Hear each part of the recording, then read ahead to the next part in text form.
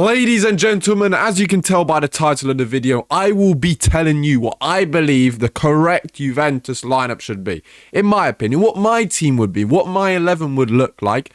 Obviously, I'm going to take into account for injuries and whatnot. We're going to break it down into a injury team, including injuries, and then a team with no injuries, how it would change.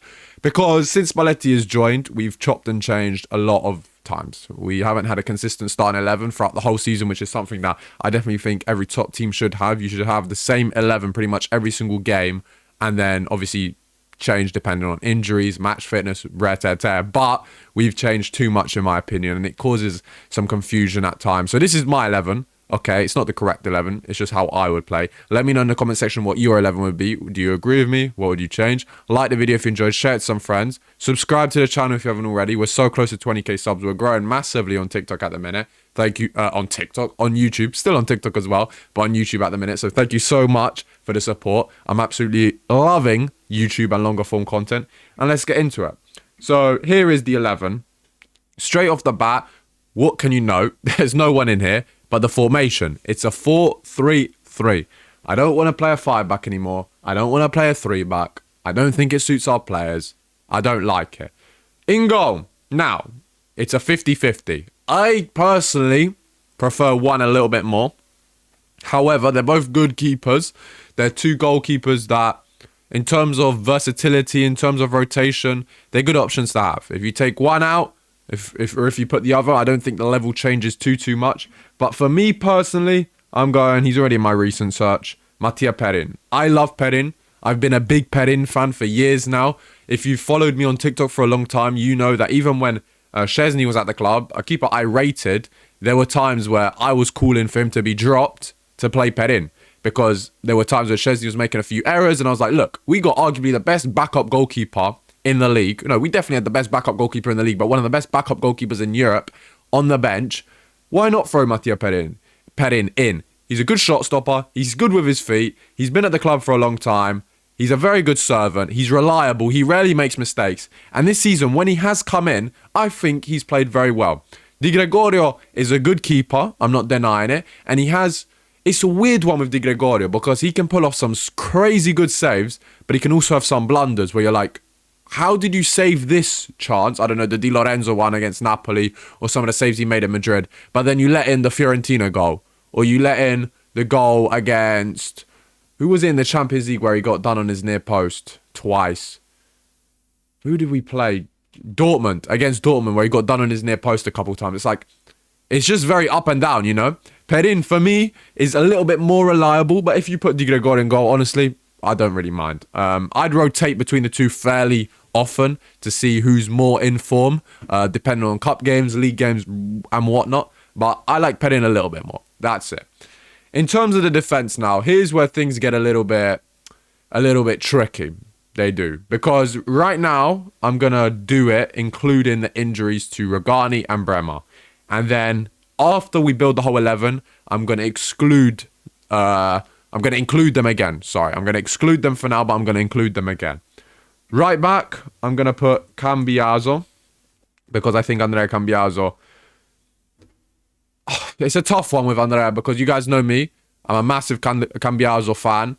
I've claimed before in the past I think he was the best fullback on earth. Do I agree with that statement anymore? No. There was a point in time where I think he was operating on that wavelength. I have to be honest. And there's a reason why Pep Guardiola wanted him in January. But that ankle injury he had last season really hit him off the rails. His momentum really was skewed, which was a big shame because Cambiaso was operating ridiculously well under Allegri and at the start under Motta. He's ambipedal. He could play on either flank well. He's good in terms of retaining possession. He's technical. He creates a lot of chances. He works really hard. We haven't seen the same Cambiaso, but he's still a good fullback and... our only option. Let's be real. He has to play. There's no two ways about it. On the left, this might be a little bit unpopular, but it is Filip Kostic. I know he's a traditional wing-back, but we've seen Juventus wing-backs, wingers turn into full-backs so often and do really well. A prime example, is Juan Cuadrado. And we also have to remember, guys, that Kostic will do a lot of work offensively. He will still have to do a lot of work offensively, which he's really good at. He's physical. He's obviously very experienced as well at the top level. I think he made his 100th appearance for Juventus the other day, so congrats to him. And he's a goal threat. He comes up with the odd goal against Fiorentina, for example, and he's got a good final ball. He's got a good crossing. We got two fullbacks here who can cross the ball well, which is important. I know he's not a traditional left back, but even if we could switch in possession and have the two centre backs with a midfielder drop deep into a 3-back and then push into almost like a 5-back when we have the ball. So there's ways around it, but we'll break down that tactically after. For me, the two centre backs, with the injuries we have, bro, right now we got Coop Miners available, who's not even a centre back. We got Kelly and we got Kalulu. So we have two centre-backs available. So it's kind of obvious who I'm going to have, Pierre Kalulu and Kelly, because we literally have no other options. There are only two centre-halves at the minute. One's left-footed, one's right-footed. It'll have to do. So those would be the options at the minute, because Bremer's injured, Regani's injured, Gatti's injured. Coop Miners isn't a traditional centre-back, and I'm not playing Coop Miners as a centre-back and a 4-back. So that would have to be the defence, in my opinion. Moving on to the midfield now, of course. For me, the midfield kind of speaks for itself. Manuel Locatelli, Kefren Turam, pretty obvious, and Fabio Miretti, aka myself. That is the midfield. That's the only midfield that, for me, is acceptable. No one can convince me that shouldn't be our midfield three. These guys should be playing week in, week out. That's why I don't like the 3-5-2 or the 3... I don't like the 3-4-3 because we can only have a double pivot. And for me, all three of these guys need to play. And when I was saying Kostic advances forward, right, you could then have Locatelli tucking in as a 3-man defence with Kostic and Cambiaso pushing up in possession. So it almost becomes a 3-4-3 in reality. But the structure is a 4-3-3 because you have to include all three of these guys. This is, for me, a really well-balanced midfield because you have Locatelli, who is the guy who's kind of pulling the strings in behind the other two. Locatelli is one of those players for me where he can be very up and down. Like yesterday, for example, against Napoli, I thought he was quite poor. Sloppy passes. He moved the ball way too slowly. For me, he just needs to get into the rhythm of get the ball, move the ball, get the ball, move the ball. You need to be quick. As a regista, when you're dictating the tempo of the game, you have to be quick. And I don't even think Locatelli is a traditional regista. He's not a traditional deep line playmaker like a Rodri or a Pirlo or a Busquets is, right? He's just not. For me, he's more of an 8. At Sassuolo, he played more advanced. For the national team when we won the Euros, when he played, Jorginho was at the base and he played further forward. I think that's his natural position. But at the minute, we don't actually have a deep line playmaker. We don't have a regista, so Locatelli has to play there. We're forced to play with a 6, and he is our best 6 that we have. So he just needs to get into the rhythm of moving that ball quickly. On Kefren, of course, he's had a few injuries this season, but he's the box-to-box. He's the engine of this team. He is our most technically gifted midfielder in terms of all-round package, in terms of physical threat, good feet, drives with the ball extremely well, good defensively, covers a lot of ground. Kefren Turam is our best midfielder we have. And I put myself, aka Fabio Miretti, in there because when Fabio's played this season, he's looked excellent. He's looked absolutely excellent. And there's a reason why Conte is so adamant on getting Miretti to Napoli. There's a reason. There's a reason. When the best coach in the country wants Miretti, what does that tell you? It means that he's a special talent. He's 22. He's played already over 100 appearances for Juventus, which is a nut stat, by the way, to have for a club like Juventus. It's very crazy. My neck is hurting. Sorry. Needed to stretch it. Miretti's great. He's got good feet. He's improved so much in the final third. And when you have a deep line playmaker, you got the box-to-box, you have an advanced 8. He's almost like the Odegaard to this Juventus team. You know how Arsenal have Zubimendi, Rice, Odegaard is perfectly balanced, right? Miretti is more the advanced 8, the creative one, the one that's going to be picking out the final ball, which he's improved so much on his loan spell at Genoa last season. So for me, Fabio Miretti, he's a lock-in. He has to play. And for me, it was bizarre against Napoli that he was dropped after the performance against Udinese in the Cup. Moving on to the attack, it kind of speaks for itself. Kenan the Starboy, why is it not typing? Kenan the Starboy Yildiz, of course, on the left. Down the middle, because Vlahovic is injured, Jonathan David. And on the right, it is Zagrova, for sure. That is the attack. I mean, that has to be the attack. On Kenan, I've heard people say, yeah, he could play in that false 9 role. Forget all of that, bro. Forget all of that. Kenan, what you should do with Kenan is let him move wherever he wants. Kenan's an electron. Kenan, you let him go wherever he wants. Whether he wants to drift in here into the midfield, If he wants to play in the 10, if he wants to go up here, if he wants to stay left, what's going on with his screen? Wherever he wants to move, you let him do that. He's got that free roam, that Lionel Messi sort of freedom where he can do whatever the hell he wants. But he starts on the left because he's our best player. On the right, Zagrova. I've had enough of Conceição starting. Conceição is a player I like, but Conceição is a player that breaks a game. He comes in, he has an impact, the game ends. That's it. He breaks a game. Zagrova hasn't started a game this season, and he's easily our second most technically gifted player. You could even argue that in terms of dribbling, he might be the best, okay? In terms of technical ability. Because every time Zagrova's on the ball, he looks like a threat. He looks like a serious threat. He's brave, he's tenacious, he wants to take on his man. He's got a really good left foot. He's just hungry. That's what I see. When I see Zagrova come on, he's a player playing with hunger. He wants to prove a point. He wants to make the difference. And Zagrova has been excellent in all the cameos. But the problem is they're cameos. 10 minutes, 9 minutes, 8 minutes, here. He hasn't even played a half of football yet. And his fitness is fine. His fitness is fine. He's training with the first team. Spalletti said his fitness is good. For me, there's no excuse that Zagrova has not started a game. And if he doesn't start in the Champions League against Paphos, I'm going to be A, upset, and B, confused. Like, against Napoli, play Zagrova.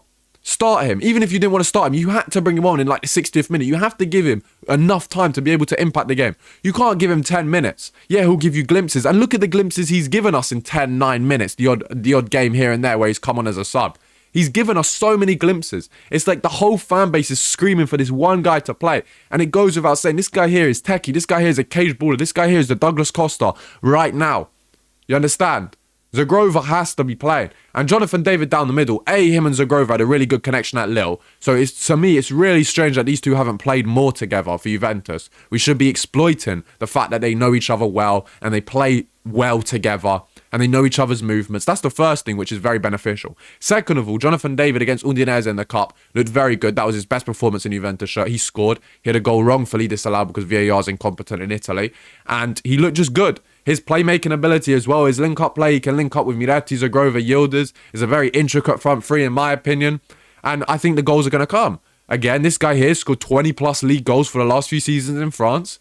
Obviously, he scored, I think, 3 in all competitions so far for Juventus, which is a little bit less than we expected. But he has to adapt. You have to give him the benefit of the doubt.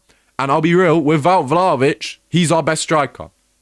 I'd much prefer to see David than Openda down the middle starting. Openda's one of those you bring on for the last 25 minutes to break a game if needs be. But David, for me, is the starting 9 with Dusan out. Now, this is the team with injuries. Now, if there aren't injuries, very simply, Kelly's out. Bremer goes straight in, obviously. Bremer is our best defender by a mile.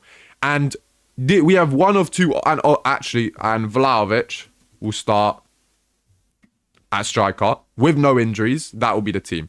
However, I have another sort of potential change. Now, if Kostic is struggling as a fullback in a 4-3-3, then what we can do is we'll put Cambiaso left back, Kalulu right back, who played very well there under Thiago Motta last season, and Rogani as the centre back. Bang!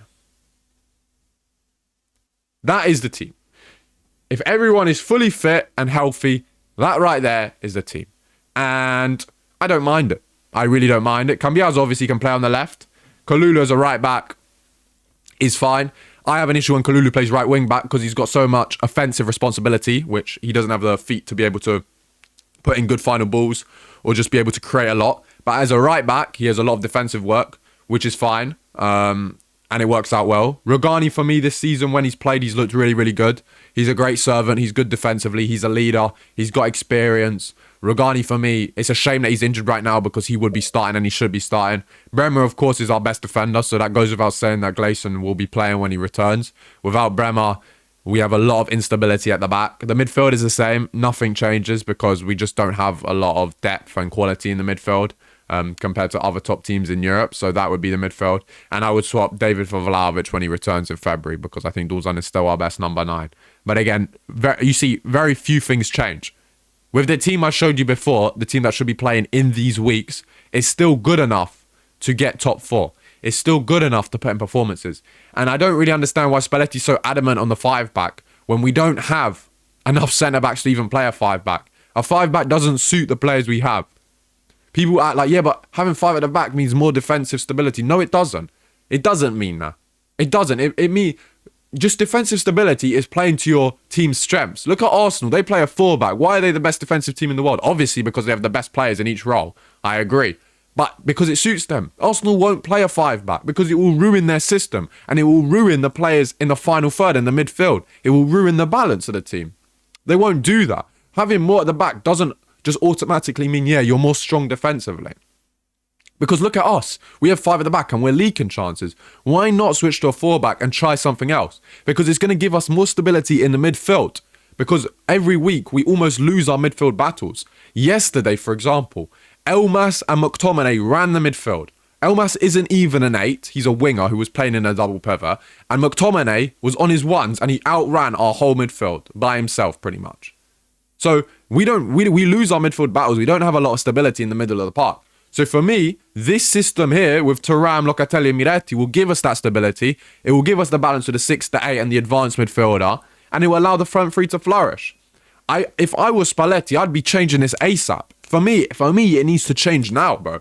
Because we have Pafos, which is a must-win. Bologna must-win. Roma must-win. We just have must-win games. Like these have to result in victories. It has to. So for me, this is my team. When everyone's fit and healthy.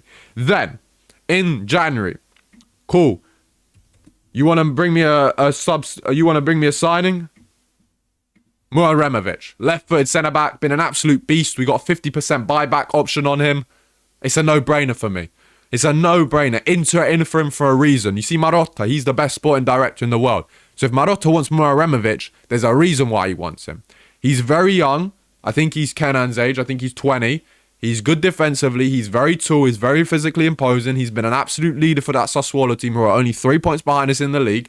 He scored at the weekend. He's exactly what you want in a defender. And maybe the last, I don't know, thing that we did was with Giuntoli and the old board was put a buyback option on him for 50% off. So for me, you have to get him. You have to get him because we need depth at the back. He's very young. He can grow a lot. We made too many mistakes getting rid of Mbangula, Dean Huijsen, Matthias Sule, Iling Jr., Barenekea. The list goes on and on. I don't know, Fagioli, Nicolucci Caviglia. We can go on and on and on about the mistakes we made. But we can amend this mistake by bringing him back. And suddenly, the team, looking at this team, guys, it looks a lot better. Doesn't it? You're looking at the names and you're thinking, okay, this can get us top 4 easily. This team here can get us top 4. This team here is better than Roma's on paper. Okay? It's better than Bologna's on paper who are above us. It's better than Milan's. It is better than Milan's on paper, probably. On paper. But it's a top 4 team on paper for sure. So this would be my 11. I don't know what you guys think. Of course, let me know in the comment section what you change. But yeah, for me, Spalletti needs to try something else because it's not working this 3-back. It didn't work with Tudor. It's not working now. I don't get it. It doesn't suit the players we have. So for me, we have to go to a 4-3-3. But let me know in the comment section what you think. Subscribe to the channel if you haven't already. Like the video, share it with some friends. And I'll see you in the next one.